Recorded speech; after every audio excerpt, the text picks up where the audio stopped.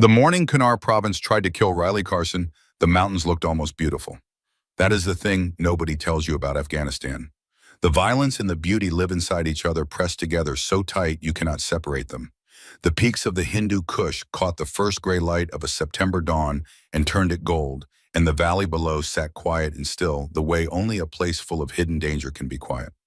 Not peaceful, waiting. Doc Harmon saw the blood trail first. He had been moving fast boots, finding the rocky ground with the practiced certainty of a man who had done this too many times in too many countries. Then his flashlight swept low across the earth, and he stopped. Behind him, Doc Reeves nearly walked into his back. The trail was dark and wide and continuous. No breaks, no drag marks. Just a long, uninterrupted streak of red-black against gray stone, stretching back into the darkness and farther than either man's light could reach. Harmon knelt, pressed two fingers to the edge of the trail, still wet. He stood slowly and looked ahead. 40 meters out, something was moving. Low to the ground, pulling itself forward with both arms, one agonizing pull at a time. He keyed his radio. "Sarge," his voice came out quieter than he intended. "She's not being dragged. She's crawling on her own." Static. Then say again, "The trail, it's hers, she made it herself." He watched the shape move. Slow, determined, never stopping. "How far back does it go?" Reeves had already turned and walked the beam of his light down the length of the trail, back and back, into the dark valley behind them. He turned around. His face said everything before his mouth did. 2,000 meters, sir," Reeves said quietly. "Give or take."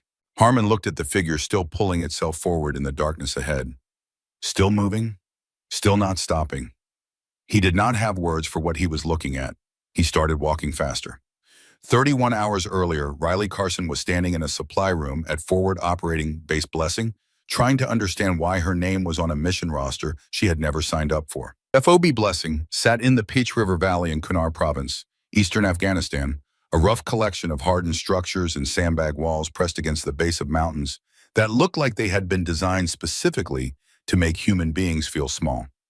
It had been operational since 2006. The soldiers who cycled through it developed a particular relationship with the place, not affection exactly, but the kind of familiarity you build with something that has tried to hurt you repeatedly.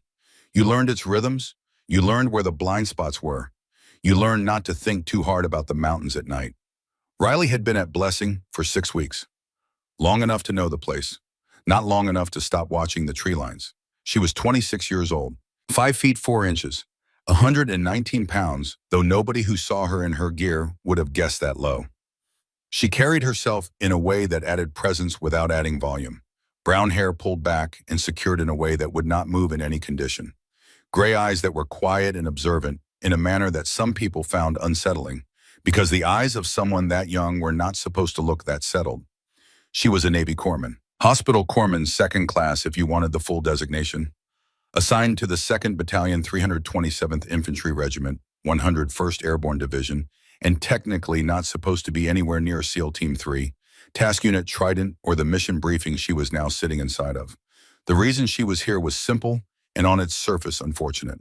Petty Officer 2nd Class Marcus Doyle, the corpsman who was supposed to be on this mission, who had been training with Task Unit Trident for 3 weeks, who knew every man on the team by name, and had a system built, had broken his wrist 4 hours ago during a routine equipment check. A crate had shifted. His hand had been in the wrong place. 3 bones, the surgeon said. Clean breaks, but enough to make field operations impossible for 8 to 10 weeks. The mission could not be delayed. The intelligence had a shelf life measured in hours, not days. Someone had gone looking for a replacement. Someone had found Riley's name on a list of female corpsmen currently on base who had completed the cultural support team screening process. The CST program was relatively new, a recognition that certain operational environments required women embedded with the combat elements for searches of Afghan households. Riley had completed the screening 4 months ago. She had passed every component. She had never expected to be called. She had been called at 2200 hours. The briefing was at 2300. The team departed at 0130. What nobody at FOB Blessing knew that night, what would not surface for another 72 hours, was that Doyle's broken wrist had not been an accident. A message had moved through a cutout to someone on base with access to the pre-deployment staging area. A shifted equipment crate, a specific weight, a specific angle, a specific moment when no one was watching. 3 broken bones and a wrist, and Riley Carson's name moved from the reserve list to the roster. Someone had needed a replacement who would not know the team, who would have no established pattern of movement that could be anticipated. Someone had arranged it. That someone had not counted on what the replacement knew. None of them had, but that accounting would come later. On the night of the briefing, Riley knew only what the duty officer had told her. She had 2 hours to prepare. She used them.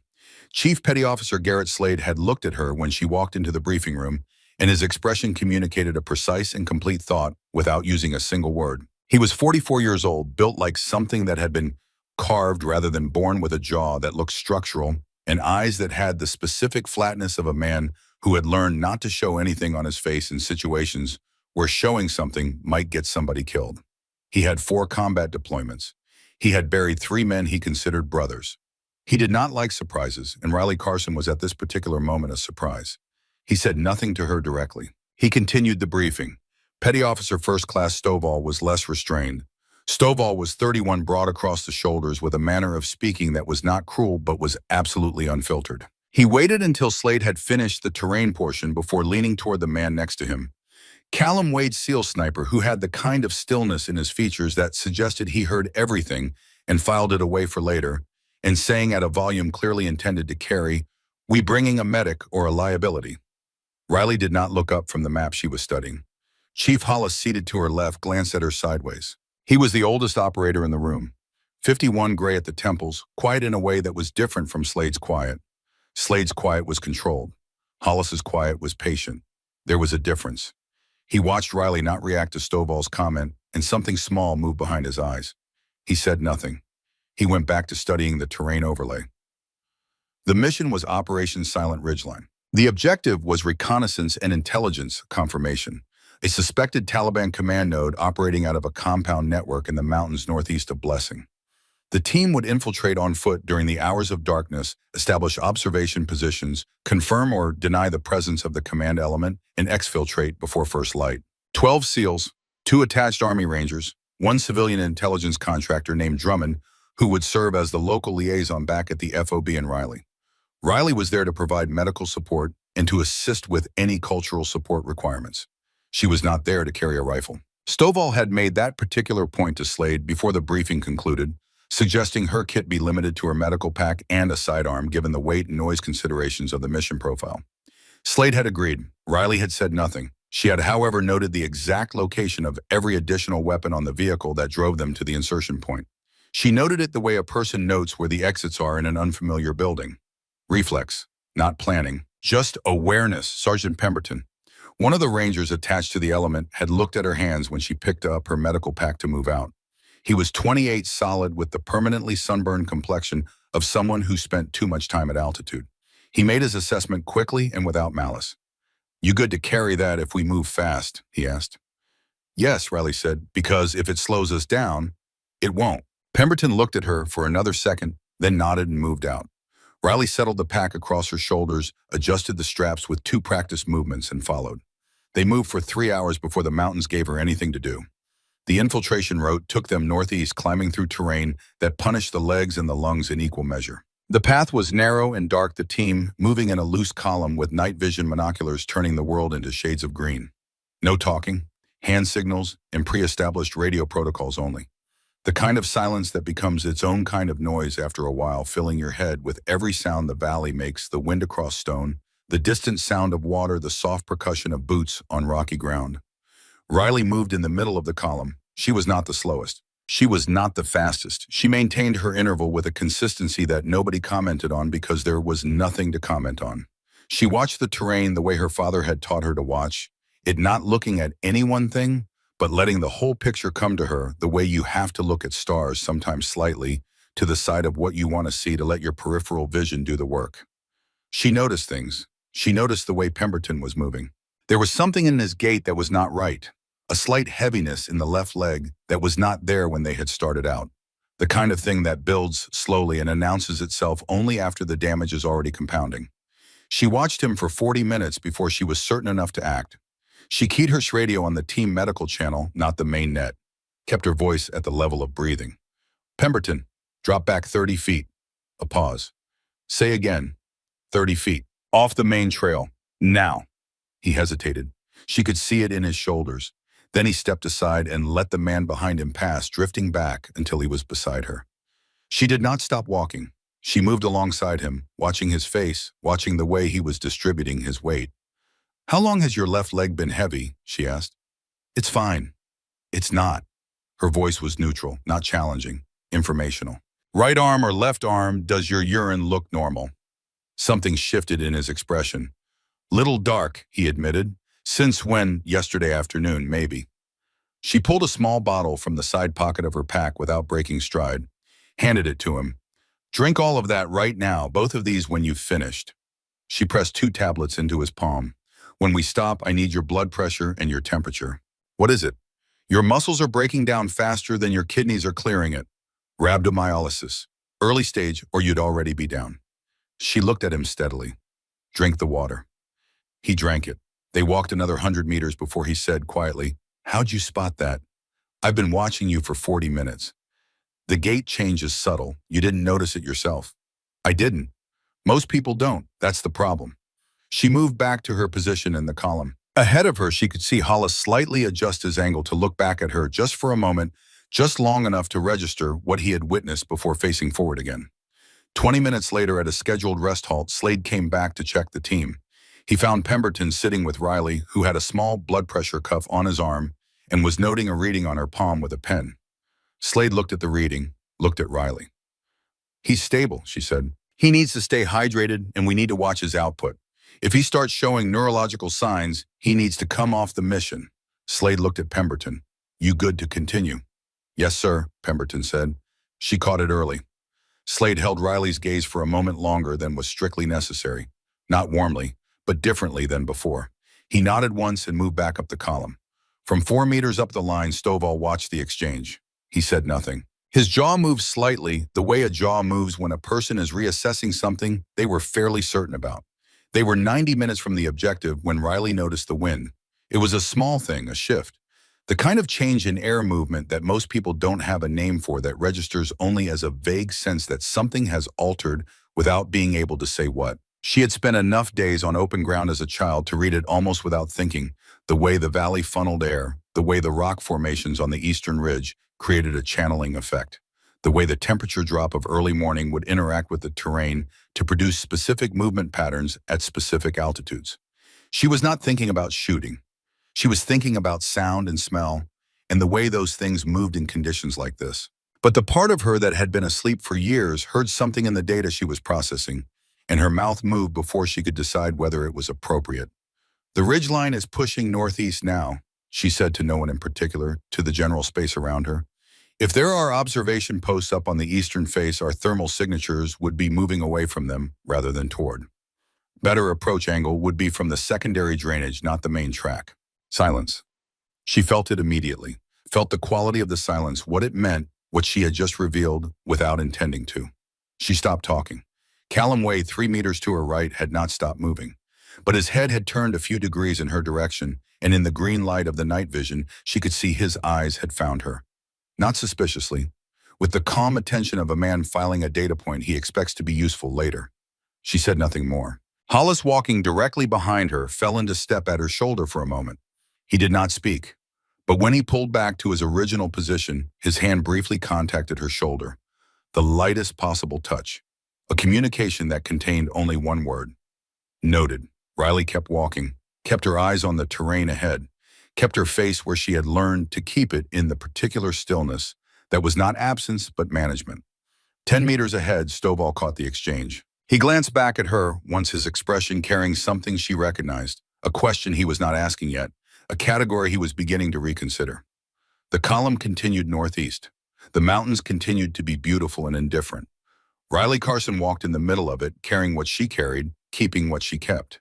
She had no idea what was waiting for her 47 minutes ahead. The rest halt before the final approach lasted 9 minutes. Slade crouched with the terrain map confirming the last leg of the route with Wade and 2 of the SEALs. Hollis pulled security to the north. Pemberton sat with his back to a rock, looking steadier than he had 2 hours ago, and caught Riley's eye long enough to nod. One small acknowledgement of debt. Riley was checking her kit, methodical, systematic. The way her father had taught her to check everything before anything happened, Not because you expected it to, but because preparation was the only honest form of confidence. IFAC, tourniquet access, morphine auto-injectors, combat gauze, chest seals, the Beretta M9 on her hip that she had carried for 18 months and fired only at paper targets. She thought about it briefly. Then she closed the flap on her kit and stopped thinking about it. Slade came to her at the 8-minute mark. He crouched in a way that put his face level with hers but made clear the conversation would be brief. The approach route takes us through a section that had IED activity 6 weeks ago.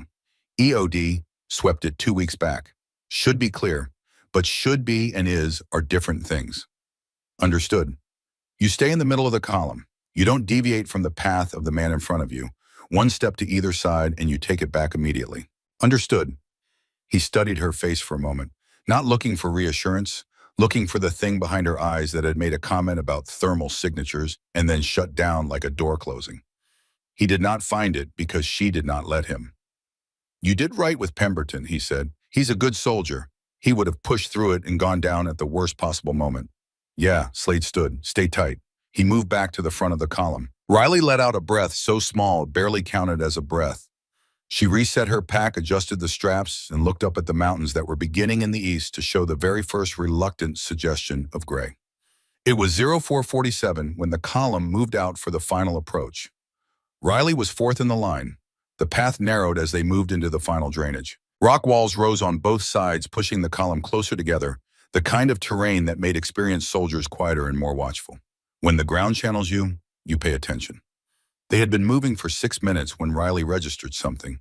She registered it the way you register a word you have misread, not consciously, not immediately, but as a vague friction, a sense that something is not quite what it should be. She was looking at the ground 4 feet ahead at the track left by the man in front of her, and something about the surface near the inside edge of a small outcropping was not matching the surrounding stone.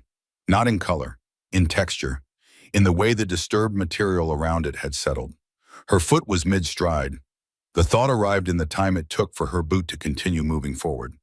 It was not fast enough. The pressure plate registered 11 pounds per square inch of force. The IED beneath it had been placed by someone who understood the geometry of the drainage, who knew where the natural step would fall, who had waited for exactly this weight distribution in exactly this position. The detonation took 0.3 seconds from contact to full pressure wave. Riley Carson did not hear it. People almost never hear the one that gets them. What she knew next was the ground. It was against her face. The rock was cold. There was a sound in her ears that was not sound exactly, but was instead the absence of all other sounds, a high ringing void where the world had been. Her vision was gray at the edges and narrowing, and the sky above her where she could see it between the rock walls was still that color that is not quite black and not quite gray. The color of a moment before anything. She tried to move her legs. She understood immediately that something was wrong. The information arrived without ceremony. Both legs below the knee were destroyed. She could not see them from where she lay, and she did not try to. Some information you process without looking, because looking will take something from you that you need for other things. The world was starting to come back. Sound first. The crack of small arms fire from the ridgelines on both sides closed multiple positions, the distinctive pattern of a coordinated ambush. She could hear the team returning fire somewhere ahead, voices cutting through the chaos. Slade's voice specific and commanding. She had been separated from the column. The explosion had done that. She was in the open in the middle of the drainage with rock walls on both sides and fire coming from above, and she was alone. She had 2 minutes, possibly less, before the blood loss reached the threshold where her ability to think clearly would begin to degrade. She knew this the way she knew her own name. She had taught this fact to other people on a chalk-written diagram. Her hands were already moving. Left tourniquet first. The cat was on her left hip, accessible by feel in the dark, and her fingers found it without searching. She set it high and tight on the left thigh, above where the structural integrity of the leg ended, and she cranked the windlass until the bleeding pressure changed. She bit down on the pain. Not to be tough, because screaming would cost her oxygen, and oxygen cost her time. Right tourniquet. She had trained this motion more times than she could count. Her hands knew what to do anyway. She reached for the morphine auto-injector. Hesitated for exactly 1 second, the hesitation of a medic calculating whether the benefit of pain management outweighs the risk of a pressure drop in hemorrhagic shock. She made the call. Injected. 45 minutes of functional pain management, maybe 50 given her body weight. She looked at the sky. Still not light. Still that color. The radio on her chest had taken fragment damage. She could hear through it, but the transmit function was intermittent. Through the static, she caught pieces, Slade's voice reporting that the team element had been driven into a box canyon to the northeast, that 40 personnel, including a ranger element that had linked up, were now pinned without egress, that air assets could not enter due to confirmed manpad presence on the upper ridgeline, that the situation required immediate resolution before daylight made their position untenable. 40 people. The only route out of that canyon went through this drainage. Through her position. She looked at her map. She had memorized it before the mission, the way her father had always told her to memorize maps not as reference material, but as landscape, as a place you had already been in your mind before your feet arrived. The distance from her current position to the mouth of the box canyon along the safest navigable route, avoiding the secondary IED indicators she had flagged on the approach, was approximately 2,000 meters. She thought about that number. Then she thought about Slade's voice on the radio. She thought about Pemberton sitting against that rock with his blood pressure dropping and her catching it early enough to matter. She thought about 40 people in a canyon with daylight coming. She looked at the ground in front of her, found the direction. She put her forearms flat against the rock and she started to pull. One foot, then another, then another. The pain arrived fully as the morphine began its work, which sounds like a paradox but is not. The medication takes enough of the edge away that you can feel the full shape of what remains clearly and completely. She pulled through it the way her father had taught her to pull through anything, not by denying that it was there, but by keeping it behind her and working ahead of it. Pain was not the enemy. Stopping was the enemy. One foot, then another. The sky above the canyon walls was beginning to lighten. She kept moving. Behind her, the blood trail was already beginning. Red against gray stone, dark and continuous and unbroken, stretching back from where she pulled herself forward, marking each meter she covered with the specific and indelible record of what it cost. She did not look back. There was nothing behind her that she needed to see. The morphine did not take the pain away. What it did was change her relationship to it. It moved the pain to a different room in the house and it closed the door, and she could still hear everything happening in that room. Every impact, every sharp edge, every sustained note of damage. But she was no longer required to stand in the middle of it. She could work. She could think.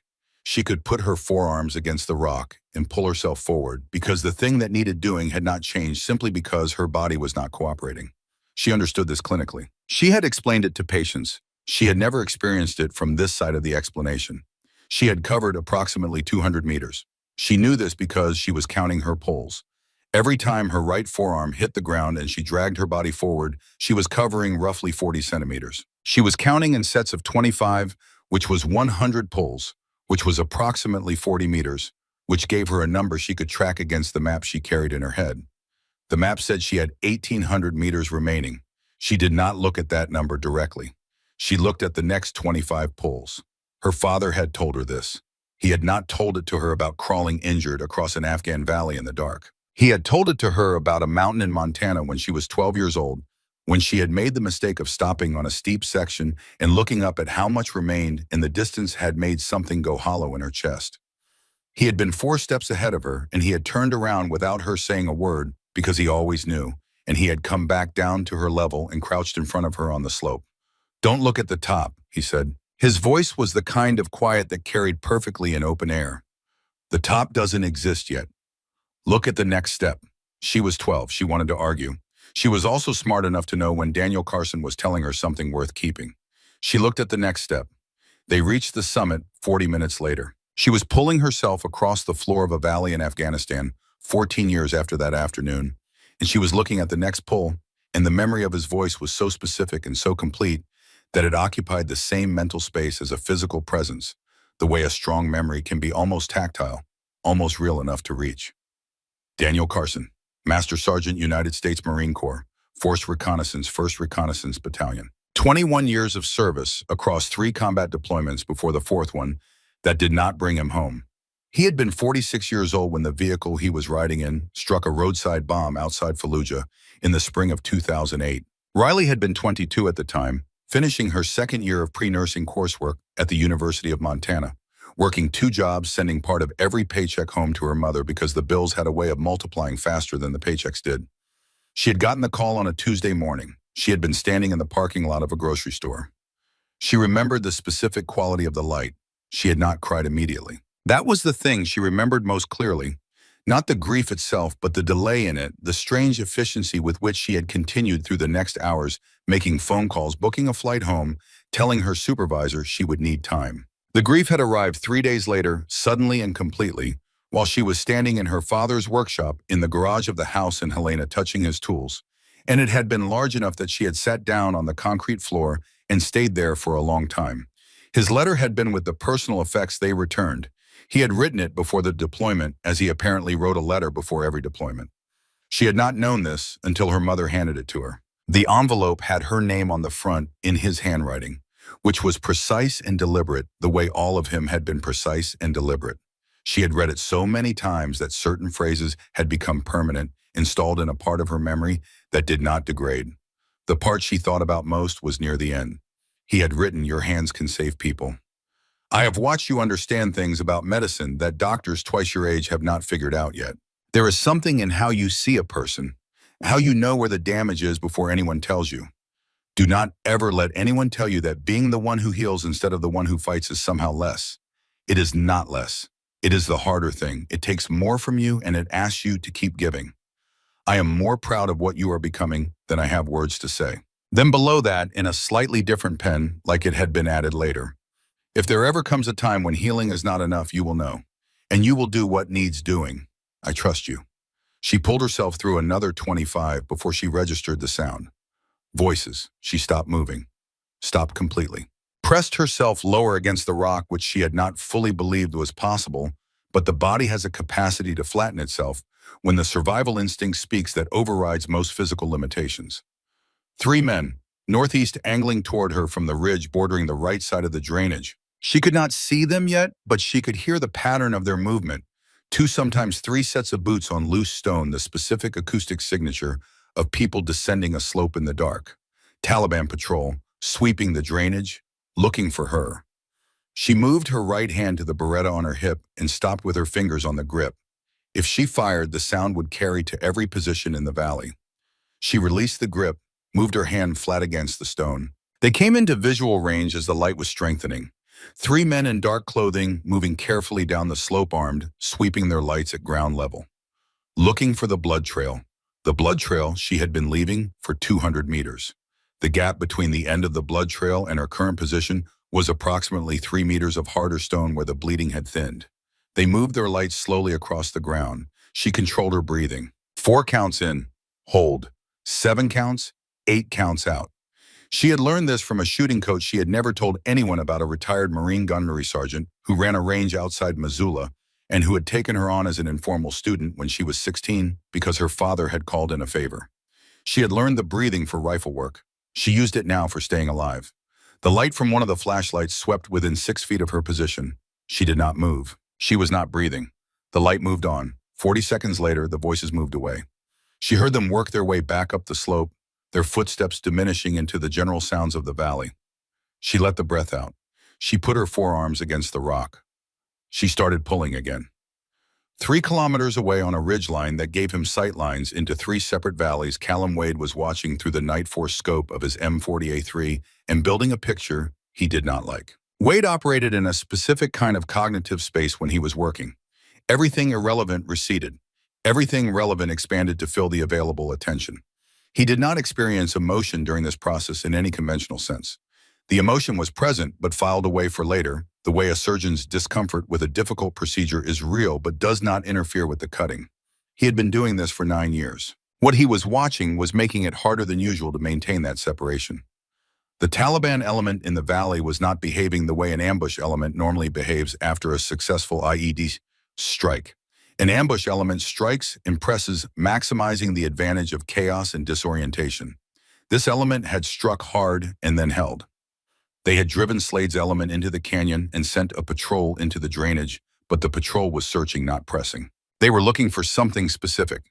He had watched the patrol sweep the drainage. He had watched them approach the position where Riley should have been and come up empty, which meant she had moved, which meant she was still alive. He recalculated her possible position based on the trail origin point and the elapsed time and the limitations of her injuries, and he understood that what she was doing was not possible by any clinical measure he was aware of. He filed that away too. He shifted his scope to the north and found the thing that had been nagging at the edge of his attention for the last 20 minutes. There was a radio communication occurring on a frequency that should not have been active in this valley at this time. He had a secondary monitoring device that captured frequency signatures without decoding content, and the signature he was seeing matched a handset that had been checked out from FOB Blessing's communications inventory. The handset had been checked out at 1845 hours the previous evening by Drummond. Wade thought about this for exactly as long as it took to be certain about what it meant. Then he keyed his radio on the command channel. Slade, Wade, I need 30 seconds. Go. The patrol in the range is not sweeping for survivors. They're executing a capture operation. They have specific information about our route and our timing. That information came from inside Blessing. Wade kept his voice flat. Drummond checked out a communications handset at 1845 last evening. There is an active frequency signature in the valley matching that handset's code. Silence on the line. 3 full seconds. You're certain? I don't use that word often, sir. Another second. Copy. We'll handle Drummond when we're out of this valley. What's Carson's status? She's moving, heading your direction. The patrol searched and came up empty, which means she's clear of that section. How is she moving? Wade considered how to answer that. Continuously, he said, which was accurate and also the least of what it was. The transmission ended. Wade went back to his scope. The light was coming up steadily now. He switched to optical and let the magnified clarity of the daylight optics replace the amplified grain of the monocular. The world sharpened. He found Riley at meter 260. She was at the base of a rock formation flat against the ground, moving her arms forward in the repetitive and exhausted rhythm of someone who has long since passed the point of deciding whether to continue and is now simply continuing. He watched her cover another 4 meters, then another 3. He was tracking the patrol's return arc simultaneously, and he did not like the geometry. They had swept down, come up empty, and were now quartering back across the drainage floor on a line that would intersect Riley's current position in approximately 8 minutes. Wade keyed his radio. Carson, Wade, you have company converging from your northeast 8 minutes. 3 individuals. I don't have a shot from my position without giving up overwatch on the canyon. The response was very quiet. Copy. A pause. Then, is there a weapon at my location? He searched his memory of the team's last known positions at the moment of the strike. Pemberton had been behind Riley in the column. Pemberton had been driven back toward the canyon mouth in the initial chaos, likely leaving his kit at or near the point of cover he had taken. Check your 6 o'clock approximately 4 meters. Pemberton was behind you. He watched through the scope, watched her change direction, moving backward against everything her momentum had been building 4 grueling meters in the wrong direction. He saw her stop. He knew from the change in her position that she had found something. He watched her look at it for a long moment. From 1,200 meters through a high-powered scope, he could not read her face. He could read her stillness, though. The particular quality of a person confronting something they have spent a long time trying not to confront. She picked up the M24. He watched her check the chamber and the action with movements so practiced they did not look like something being remembered. They looked like something that lived in the hands below the level of decision. He noted that. He did not say anything about it. 8 minutes is now 6, he said. She settled into a firing position that worked with the limitations of her body, which meant she was not using her legs at all. She put the bipod against the rock. She found the natural point of aim. Wind is running northeast at 4 to 6 knots, Wade said, gusting slightly at elevation, but you're in the drainage, so it'll be steadier than the reading suggests. He watched. He waited. The 3-man patrol came back into the drainage from the north, moving in a loose spread, their lights now unnecessary in the growing morning. They were moving with the alertness of men who know they are looking for someone and expect to find them. 700 meters from Riley's position, then 650. 600. Wade measured the angle. He measured the wind. He measured his own breathing and found it steady, because this was what he did. This was the room he lived in when everything else went away. He watched Riley. At 640 meters, she fired. The shot went left, 3 feet at least, striking the rock face beside the lead man. The 3 men reacted immediately, scattering to cover. Wade watched Riley's position. He could see at this magnification the slight tremor in the barrel. The kind of shake that comes not from technique, but from blood loss and cold, and a body running on chemical reserves and nothing else. She cycled the bolt. The three men were relocating, beginning to orient toward the shot origin. He watched the stillness return to her position, settling through the tremor, settling through the blood loss and the destroyed legs and the inadequate morphine and everything else. He had watched a lot of shooters over a lot of years. The quality that was coming over Riley Carson in this moment, settling through all of it, he had seen that quality before in exactly three other people, and all three of them were in the top tier of the craft. She fired. The lead man dropped. 680 meters adjusted for wind, adjusted for the angle of the drainage, fired from a non-standard position by a person running on borrowed physiology. Clean. The other two men retreated up the slope in the focused way of men who have recalculated their situation and found it unfavorable. Wade exhaled. He kept his scope on Riley's position. He watched her cycle the bolt and hold for another 30 seconds, watching the slope, then slowly lower the rifle and go back to what she had been doing before. She put her forearms against the rock. She started pulling. He keyed the radio. He wanted to say several things. He said, "Targets are retreating. You're clear." Her voice, when it came back, was even. "Copy." "Carson." A pause. "Wade." He had questions. He had a significant number of questions, and they did not belong on a tactical radio channel with 40 people in a canyon. He filed every one of them. 680 meters, he said. "I just want to say that." There was a pause. When she spoke, there was nothing in her voice that sounded like pride. "First shot missed," she said. The wind correction on the second was manual. She was already pulling herself forward. Back at FOB Blessing, the senior intelligence officer on duty had received a signals report flagging the frequency anomaly in the valley. The report connected the active handset to Drummond's checkout record. Security personnel were now conducting a systematic search of the base. This was information Riley did not have. What she had was the ground under her forearms and the distance between where she was and where she needed to be, and the particular clarity that comes to a person who has simplified their situation to its absolute core. She had one thing to do. She was doing it. At meter 900, she stopped to check the tourniquet on her left leg. The standard clinical guidance was that tourniquets should be released briefly after 90 minutes to assess limb circulation and reduce the risk of permanent tissue damage. She was past 90 minutes on the left, closer to 105, and the clinical guidance did not change because following it was inconvenient. She released the left tourniquet for 2 minutes.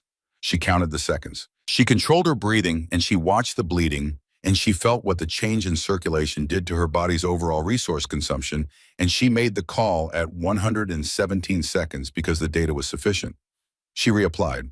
She had approximately 30 minutes of useful morphine coverage remaining. After that, the pain would be fully present and unmediated. She was thinking about this the way a navigator thinks about fuel, not with fear, with calculation. 30 minutes of coverage, 1,100 meters remaining. Her current pace was approximately 38 to 40 meters every 10 minutes. The math was not good. The math had never been good. That had not been the point. At meter 1,200, Wade's voice came back on the radio. "Carson, I need to tell you something before you have reason to make decisions that don't account for it." She pulled herself to a stopping point behind a rock formation and settled there. "Go ahead." The Taliban element in this valley knew our route before we arrived. They knew the corridor and the timing window. That information came from someone inside Blessing. She lay still for a moment. "Drummond?" A pause shorter than she expected. "Explain." She had been thinking about this for the last half hour in the background space of her mind, where patterns assembled themselves when you gave them room. The rote deviation that had brought them through the drainage. The IED, positioned with specific knowledge of how a column moves where the fourth person's foot would fall. The patrol behaving like a capture team rather than a kill team. All of it connected to one information problem someone had known. She had met Drummond at the FOB twice. He had the particular affect of someone performing competence rather than inhabiting it. The vocabulary without the understanding underneath it. The IED placement requires specific column movement knowledge that is not available from external observation alone, she said. Someone described the protocol, someone with access to operational planning. "We're on the same page," Wade said. "Security is handling it at the FOB level." She absorbed that, then the capture operation. "It's not about me being a medic." "No," he said, "it's not." His voice became more precisely what it already was, careful and exact, and without unnecessary softening. "The Taliban is running this because of the intelligence session 2 days ago. The grid data on the Kunar command node. You were the only non-credentialed person in that room when the S2 called the break. I was waiting for Captain Elridge to sign the medical supply authorization, she said. I know. I saw the grid. I know that too. She understood now the full shape of what she was inside of. The IED had not been meant to kill her. It had been meant to incapacitate her. The patrol had not been sweeping for a casualty. They had been executing a retrieval. Inside her memory and the part of her mind that held spatial and numerical data with the clarity of a photograph were coordinates that both sides needed and only one side was supposed to have. The grid is accurate, she said. I have it complete. I know you do, Python, Wade said. That is why you need to get out of this valley. She put her forearms against the rock. Working on it, she said. She started pulling again. Doc Harmon found the blood trail at meter 1840. He had been moving fast and low through the drainage for 11 minutes. Reeves 2 steps behind him, following the intelligence Wade had pushed down to the team element in the canyon. Harmon had done 3 tours. He had seen what IEDs did to legs. He was moving as fast as the terrain allowed and trying not to think about what he expected to find at the end of the trail. He had not expected her to still be moving. The trail was dark and wide and unbroken the way a trail looks when the body making it has been doing so for a long time without stopping. He followed it with his light held low, and then his light found her a small figure in multicam, pulling herself forward with both arms, legs trailing, moving at the pace of absolute determination rather than any remaining physical capacity. He covered the distance between them at a run. She heard him coming, and her right hand went to the M24 before he got within 10 meters, and he had the presence of mind to call his own name and unit clearly and without urgency because she was not in a condition to absorb surprises. The hand came off the rifle. She put her forehead against the rock for 1 second. It was the only moment in what he would later calculate had been approximately 2 hours of continuous movement where she allowed herself to stop completely. Then she lifted her head. Tourniquet status on both legs, she said. Her voice was lower than he had expected but steady. Left is at approximately 140 minutes. Right is at 150. I've been cycling on the left. The right I haven't been able to reach in the last 40 minutes. He was already kneeling beside her, his kit open. Let me work. I'll talk you through it while you work. She turned her head and looked at him with gray eyes that were clear despite everything. My blood pressure is going to be low. Don't let that change your timeline. I need to stay functional for another 15 minutes. Reeves arrived and crouched on the other side of her. He was 29 years old and had seen serious trauma in 2 operational theaters, and the expression on his face was the expression of someone encountering something that recalibrates a category. He looked at the length of the trail behind her stretching back into the valley, and then he looked at her. 1,800 meters, he said. 40, she corrected. 1,840. I was counting. Harmon had both tourniquets reassessed and the right leg addressed in 4 minutes. He worked with the speed of someone who had trained this motion until it lived below conscious thought. She did not correct his technique. He chose to take that as a good sign. He reached for the morphine in his kit. No, she said. He looked at her. The morphine I have in my system is nearly gone. If you give me more now, it will push my blood pressure lower than it already is, and I won't be able to think clearly for the next 15 minutes. I need to think clearly for the next 15 minutes. She held his gaze. After the team is out, then morphine. He put the morphine back. She pushed herself up onto her forearms. I need to be forward to call the path. I was at ground level on the approach, and I have the IED indicators mapped from that angle. No one else has that picture. She looked at Harmon. Can you build a carry that keeps me face down? Reeves was already pulling the poncho from his kit. They built the carry in 90 seconds. Not elegant, functional, which was what it needed to be. Harmon at the front, Reeves at the back, Riley face down between them on the stretched poncho, elevated enough to see the ground ahead, low enough to stay below any sight line on the ridgelines. Move on my mark, she said. When I say stop, stop immediately. When I say left or right, adjust the full team. Don't question the calls in the moment. Understood, Harmon said. She looked at the terrain ahead of her. She looked at it the way her father had looked at new ground. Not quickly but completely, building the picture in layers near to far left to right, threats to features to route. Move, she said. They moved. The route from meter 1840 to the canyon mouth covered 360 meters of terrain that looked to the uninformed eye like ordinary Afghan valley floor. Rock and dirt and scrub, unremarkable, the kind of ground you would cross without slowing if you didn't know what it held. Riley knew what it held. She called the first stop at meter 70. There was a disturbed section of earth at the inside edge of a rock shelf, 3 feet to the right of the most natural walking line, placed by someone who understood that people under pressure moved toward the path of least resistance. The disturbance was subtle. The soil color was wrong by a shade that required context to read. She saw the difference. Left 4 feet, full team. Stop. They stopped. They moved left. They continued. She called the second stop at meter 210. This one had been placed under time pressure, probably in the hours before the ambush. The pressure plate edge was just visible where the dirt had settled unevenly over the device. Right 8 feet. Hold that line for the next 20 meters. They held it. At meter 280, Slade's voice came through the radio. Wade says you're at the mouth. We're ready to move on your signal. She looked at the remaining ground. 80 meters of open drainage floor wider here where the canyon spilled into the valley. She scanned the ridgeline. She looked at the shadows at the upper edges. She looked at the ground. Give me 30 seconds, she said. She looked at the last 80 meters, the way her father had taught her to look at a shot, not at the target, but at everything between her and the target, every variable the terrain introduced. The way the morning light was now falling at a low angle that would backlight anyone moving from the canyon mouth.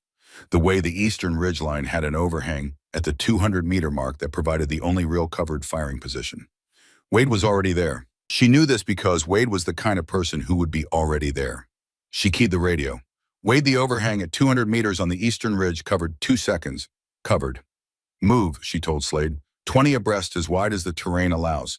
Don't funnel. Move fast and spread the signature. The canyon mouth opened and 40 men came through it in the controlled and purposeful way of people who have been told exactly what to do by someone they have decided to trust. They spread across the available width of the drainage mouth, moving fast. Rangers and SEALs mixed together without ceremony. Wounded men supported by unwounded men. The entire element crossing the open ground in a sustained movement that gave any observer on the ridgeline a target problem instead of a target. 4 shots came from the eastern ridge, not the overhang. Higher, a secondary position that had not been visible from any sight line she had access to. Harmon went down with her fast and low, the carry dropping to the ground. She heard the shots and she heard what came after them, 4 returns so rapid they were almost continuous from the direction of Wade's position. The M40A3's unmistakable crack, not the heavy concussion of a .50 caliber, but something more deliberate, more precise. 4 times. 4 times in a rhythm that was not hurried. The shots from the ridge stopped. She heard nothing more from that position. Slade was at her side in 20 seconds. He crouched low, his face carrying the expression of someone who has been managing a catastrophic situation for 2 hours and can see the edge of it. He looked at her. He looked at the carry. He looked at the trail behind her. He did not say anything for a moment. All 40 out, she asked. All 40. 6 wounded, none critical. Pemberton's got a graze on his left arm from the contact in the canyon. He paused. He is going to talk about the rhabdomyolysis thing for the rest of his career. She almost smiled. Slade looked at her with the expression of a man who has something to say and is deciding how. He was not a man accustomed to uncertainty about his own speech. The route you called, he said, the IED positions. I mapped them on the approach. Ground level gives you different indicators than aerial or map review. The EOD sweep was 2 weeks ago, and fresh placement looks different from age placement. You mapped them mentally. I didn't have paper. He looked at her for another moment. The shot at 680 meters. She did not respond immediately. Wade logged it, Slade said. He logs everything. He doesn't log things that aren't accurate. The habit of not talking about this was deep enough that even here, even now, it required active effort to override. My father taught me, she said finally. I stopped when he died. I was 22. She looked at Slade directly. I made a promise to my mother. I have been a medic for 6 years. I intended to stay one. Slade absorbed this. He was quiet in the way of someone processing new information about the shape of the world. You saved 40 lives in this valley, he said, counting Pemberton from last night. The counting doesn't change what I did to do it. No, he said. It doesn't. He reached to his chest. He unpinned the trident, the Naval Special Warfare insignia, the anchor and eagle and trident and pistol that SEALs called the Budweiser, that represented a selection process so demanding that 2/3 of candidates didn't finish it, that no one in that community handed to anyone else lightly. He set it on the ground beside her right hand. He did not make a speech. He was not a man who made speeches. He stood and moved back to his team. Hollis came and went without ceremony, which was consistent with everything else about him. He stood over her for 3 seconds, looked at the trail behind her, the way a man looks at something that has settled, a long argument he has been having with himself, and then he set his water bottle beside her hand and walked back to the team. He had been the first one to see it that night at the rest halt when her mouth had moved before she could stop it. He had not needed to say that. She knew. He knew she knew. Stovall came next. He stood over her with an expression she could not fully read. Not the skepticism from the briefing room, but something that had replaced it, something that looked like a man confronting the distance between what he had assumed and what had turned out to be true. He was not comfortable. She respected him for not performing comfort he didn't feel. I said things before the mission, he said. You did. I was wrong about what I said. She looked at him. You were doing your job. You needed to know if I was an asset or a problem. You didn't have information. You made an assessment from what you had. She paused. So did I. He stood there for a moment. What did you assess? That you were good at your job and fair enough to change your mind when the evidence changed, she said. I was right about both. Something in his face shifted, the small shift of a person who has been assessed accurately by someone they underestimated. He nodded once and walked away. Pemberton arrived last, moving carefully on his left side, the graze on his forearm, wrapped in a field dressing. He crouched beside her, the way someone crouches beside a person they are not sure how to address. Twice, he said. She looked at him. You got me last night, and you got all of us this morning. That's twice. The rhabdomyolysis was going to surface regardless. I just found it before it found you. That's not nothing, he said. That's actually the whole thing. He was quiet for a moment. My wife's name is Catherine. My kids are 6 and 8. Their grandfather was a medic in Korea. He used to say the medics were the ones who held the whole thing together, that without them, the rest was just machinery. He looked at her directly. He was right. She held his gaze. She did not deflect this one. Some things you take and hold without redirection because the person offering them needs you to. Go get that arm properly dressed, she said. The field wrap is loose on the proximal edge. He looked at his arm, looked back at her. Of course you noticed that. He went to find Harmon. The morphine went in 4 minutes later. This time she did not argue. The world softened around the edges in the specific way that morphine softens things, and she looked up at the sky of Kunar province, which was fully light, now the blue-gray of a high-altitude morning, and she thought about the coordinates that were still in her head, precise and complete. 8 digits of grid reference that she had not spoken aloud to anyone other than Wade's brief acknowledgement. She asked Harmon for paper and a pen. He looked at her. I have grid coordinates that need to reach the S2 at Blessing before the handset window closes. 8-digit MGRS. If I lose consciousness before we extract, I need this on paper. He found a pen. He tore a section from the inside of a packaging wrapper in his kit. She recited the coordinates. She recited them twice, once normally, once with the digits transposed, and then corrected the field verification method her father had taught her for confirming recall accuracy. Both recitations matched. She folded the paper and pressed it into Harmon's hand. Chain of custody, she said, your hand to the S2's hand, nobody else. He closed his fingers around it. Copy. She put her head back against the rock. She let the morphine do its work. Above her, the sky continued to be the particular color of a morning that has come through something and arrived on the other side. The extraction helicopter reached their position 47 minutes later. A UH-60 Black Hawk from the 101st Combat Aviation Brigade running low and fast up the valley. Riley heard it before anyone mentioned it. She had learned to identify rotary aircraft by sound years before she had ever seen the inside of a military installation. She was loaded onto a litter for the movement to the bird. She did not argue about the litter. There was a line between managing your situation and performing stoicism for no operational purpose, and she had located that line clearly enough in the last 3 hours. Slade walked with the litter to the helicopter door. He did not have to do this. He did it. He put his hand briefly on her shoulder. That was all. The door closed. The aircraft lifted. Below her, visible through the window for a few seconds before the helicopter banked, she could see the drainage, a long, pale scar in the darker ground of the valley, the light catching the rock at an angle that showed every variation in the surface. She closed her eyes as the valley fell away behind them. She had done the thing she had come here to do, which was not the thing she had been sent here to do, which was not the thing anyone had expected her to do. She had done all three anyway. She let that be enough for now. She slept before they crossed the first ridgeline. 72 hours after the Black Hawk lifted from the drainage in Kunar province, a B-1B Lancer out of Al Udeid Air Base in Qatar reached its release point over a compound network in the mountains northeast of FOB Blessing. The crew had been flying for 4 hours. The targeting package they were executing had been built in the preceding 48 hours from a single source of intelligence, 8 digits of grid reference confirmed twice delivered by a corpsman on a field extraction litter to an S2 officer in the doorway of a medical tent. The Lancer carried 2 GBU-31 joint direct attack munitions. Both found their marks within 4 meters of the designated coordinates. The compound was subsequently confirmed to have housed a Taliban command element responsible for coordinating operations throughout the Kunar province corridor. The strike was logged in the subsequent after-action reports as the most consequential single intelligence-driven action in the Kunar region for the calendar year. 14 individuals of senior operational significance. Gone. Riley did not know any of this when it happened. She was at Landstuhl Regional Medical Center in Germany, 3 days post-extraction in the middle of her second surgery. She was not conscious when the strike occurred. She was not conscious for the subsequent hours when the intelligence reports came in. She was conscious 4 days later when a signals intelligence officer from the S2 shop arrived at Landstuhl, sat beside her bed, and gave her a 2-sentence summary of the strike outcome.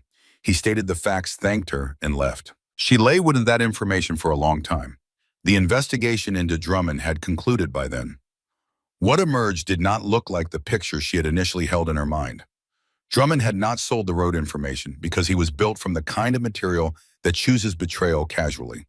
He had arrived in Afghanistan carrying a financial situation that had collapsed over 2 years through decisions that were separately understandable and collectively catastrophic. A failed business, a second mortgage, a personal loan at terms that had become untenable. He had been approached through a channel he had not recognized as Taliban connected until it was too late to extract himself cleanly. By the time he understood what he was inside of the leverage they held was sufficient to make refusal feel impossible. The investigation also confirmed what Riley had suspected about Doyle. The broken wrist had not been an accident. A message had moved through a cutout to someone on base with access to the pre-deployment staging area.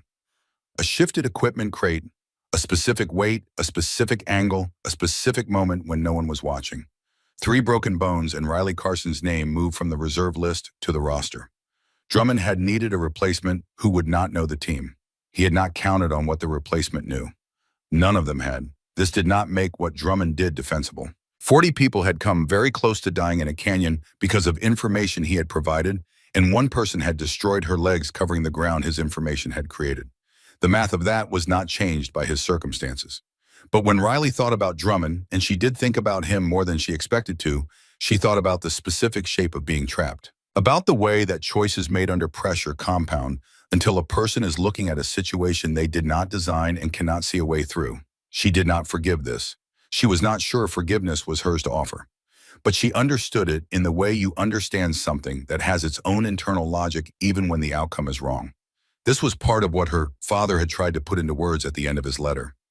The harder thing, the thing that kept asking you to keep giving. She was still giving.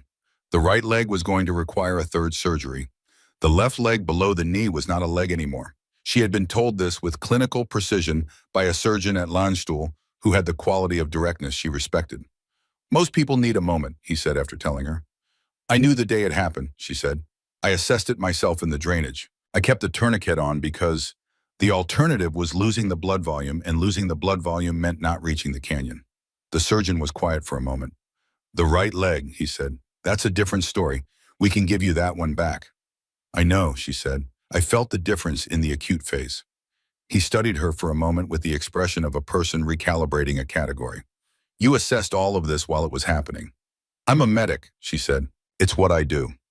6 months later, the room at Walter Reed National Military Medical Center, where Riley held her first session of the Integrated Combat Medicine course, was not large. It held 18 people comfortably, and on the first morning it held exactly 18 Navy corpsmen, 6 Army medics, and 4 Air Force pararescuemen ranging in age from 22 to 34, seated in the specific attentive posture of people who have been told that what they are about to learn is worth paying attention to. Riley stood at the front of the room.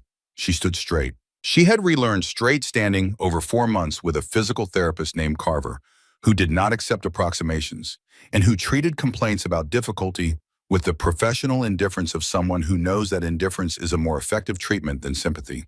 She wore her uniform with the same precision she had always worn it. The silver star was there among the ribbons at her chest. She wore it neither prominently nor minimized. She had a slight asymmetry in her posture from the prosthetic on the left side, a difference in how her weight distributed. She did not try to conceal it. Concealing it would have required a performance of normalcy she did not have time for and would not have found honest. She wrote 6 words on the whiteboard behind her. Heal when you can, fight when you must. She drew a line under those 6 words and wrote 2 more. Know the difference. She turned back to the room. This course is not about dual qualification in the traditional sense, she said. It is not about turning medics into shooters or shooters into medics. It is about something that is harder than either of those things. She looked at the room, not at individual faces, but at all of them, simultaneously the way she looked at terrain. It is about understanding that the hands that put a tourniquet on a femoral bleed and the hands that put a round on a 600-meter target are the same hands. Knowing when to use each set of skills and making that transition without losing either capability is the thing that makes you worth having in a team. She paused. Some of you have been in situations where healing was not enough. Some of you haven't yet, and you will. The question this course is built around is not whether you are physically capable of both. You are. The question is whether you understand deeply enough why you are doing either one to make the right call in the moment when both options are available to you. She moved to the table at the front of the room, moving without self-consciousness about the prosthetic, without the careful performance of normalcy that would have suggested she was aware of being watched. She was aware of being watched. She chose to be unaffected by it. We will spend the first week on assessment, she said. Not assessment of the situation, assessment of yourself, your physical limits and your technical limits, and the gap between where you are and where the situation will eventually require you to be. She looked at the room. That gap is not a problem. That gap is the curriculum. Afterward, Pemberton, who had requested a transfer to the instructor cadre for the first run of the course, and whose request had been approved with a speed that suggested endorsement above his current command, found her in the corridor. He had his left arm in a sleeve that was still slightly stiff, where the graze had healed imperfectly. He would carry that stiffness for the rest of his career. First class, he said. What did you think? 17 of the 18 have operational experience. They don't need to be convinced the material matters. They need sequencing. She looked at her notes. The Air Force PJs are ahead of the others on the integration piece. The Army medics will need more time on the decision framework. And the 18th, she had already noted him. The youngest in the room, 22, 3 months out of his credentialing course with the specific look of someone who knows they are behind and is not sure the gap is closable. She had been watching him all morning. He's going to be the best in the room by week 3. He's paying attention at a level the others have to remind themselves to sustain. Pemberton smiled. You spotted that from the front of the room. My father called it reading the room, she said. He meant any room. A mountain, a valley, a briefing hall. She gathered her materials. It's learnable. That's the first thing I'm going to tell him tomorrow. She walked out into the corridor. The November morning outside the windows was gray and cold, and she had been in enough of it over the past months to have rebuilt her relationship with cold entirely. Cold was manageable. Cold had always been manageable.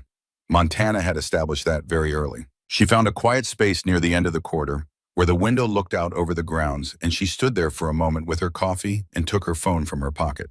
Her mother answered on the second ring. Riley. The voice was the voice of home, the specific quality that had been the sound of safety since she was old enough to understand what safety meant. How was the first day? Good, she said. 18 students, serious people. Are you eating? She almost smiled. Yes. Your voice sounds tired. It was a long morning, good long, the kind of long that means you were doing the right thing. Her mother was quiet for a moment. Your father used to say that, the good kind of tired. Riley looked out the window. The grounds were quiet in the gray morning, a few people crossing the paths between buildings, each of them carrying whatever they were carrying in the way that people at Walter Reed carry things, not always visibly, but present. Mom, she said, yes. I broke the promise. She had said this before in the weeks immediately after Afghanistan, but she said it now differently, not as confession, as a piece of the picture she wanted her mother to have complete. In the drainage, there was a rifle, and I used it. I don't know that I would make a different choice if I had the day over. I know, her mother said. I've always known you might have to. Riley was quiet. I made you make that promise because I was afraid, her mother said. After your father, I was so afraid. a pause that carried weight across any distance. But I knew when I asked you to keep it that I might be asking you to make yourself smaller than you are. I hoped the moment would never come where it mattered. I should have hoped for something else. What should you have hoped for? That when the moment came, you would do exactly what you did. Her mother's voice was steady in the specific way of someone who has processed something through a long time and arrived at the other side of it. He was right about you, Riley. He was right about everything he wrote in that letter. She stood at the window for a long time after the call ended. The November light was thin and flat and honest, the kind of light that does not flatter but does illuminate, and she stood in it with her coffee growing cold, and she thought about her father and the trail she had left across a valley in Afghanistan and the 18 people sitting in a room down the hall who had come to learn something she had learned in the worst way that things get learned. She thought about what he had written, the harder thing. It takes more from you, and it asks you to keep giving. She was still giving. She intended to keep giving. That was not a burden she carried reluctantly. It was the shape of who she was assembled from everything she had come from and everything that had happened and everything still ahead.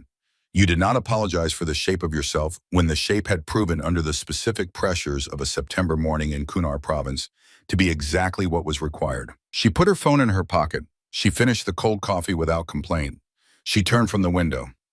Down the hall, 17 experienced operators and one 22-year-old who did not know yet that he was going to be the best in the room were waiting for the afternoon session.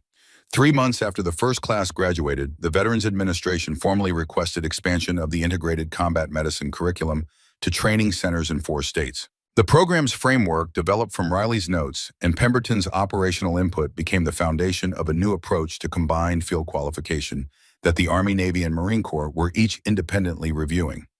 A sentence from Riley's first day of instruction had made its way through the community, passed from one corpsman to another, the way useful things travel without ceremony and without attribution, until it simply existed as part of the vocabulary. Drag them out alive.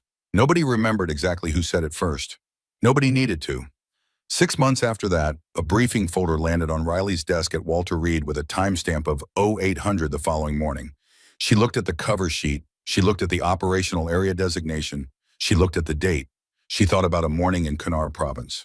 She thought about a trail of 2,000 meters and what it had cost and what it had bought. She thought about a letter written in 2 different pens and about the kind of pride that does not need to be spoken to be real. She closed the folder. She set it on the corner of her desk where she would see it first thing when she arrived in the morning.